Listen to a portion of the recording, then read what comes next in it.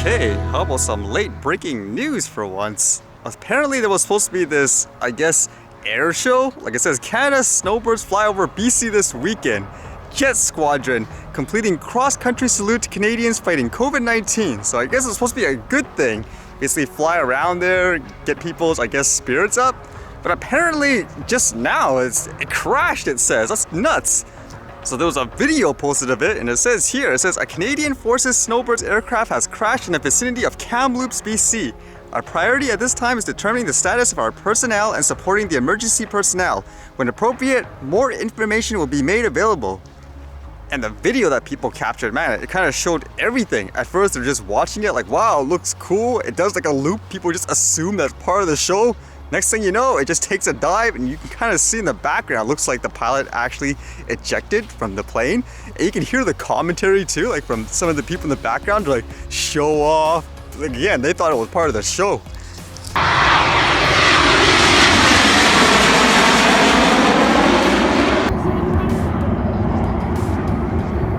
Whoa. Show off. What?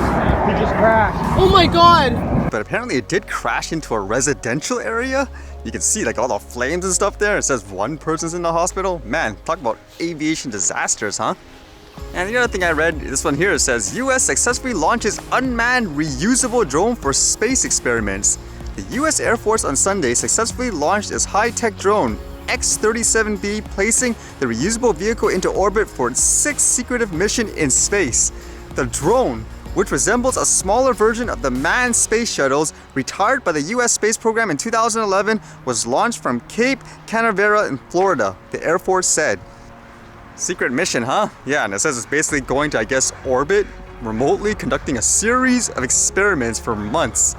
Man, when you say drone, you look at that, what you think of drone, because again, most people think drones as in consumer-graded stuff, like what we're used to, like DJI products.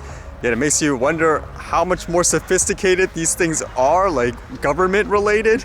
Because we always think, oh, the country with the most consumer drones is the most high tech right now. Yet in the background, the military, they probably have all this stuff that's basically blows this stuff out of the water. Brings up the point again, there's a difference between those kind of quote drones, like huge ones that are like traditional types of, I guess, aircraft and stuff like that, versus something that a consumer flies. Well, I guess with the previous example, it's not about whether or not it's going to happen, it's when. It's more about just being prepared. But I guess like this story though, you basically have to innovate. You can't just like, I guess, fearmonger the tech and all that, because you need people to start innovating and all that too. And in many cases, like they said before, they're gonna film like a movie in the space station. It takes basically a new generation and all that too. So discouraging them from using it, I don't think it's a good idea.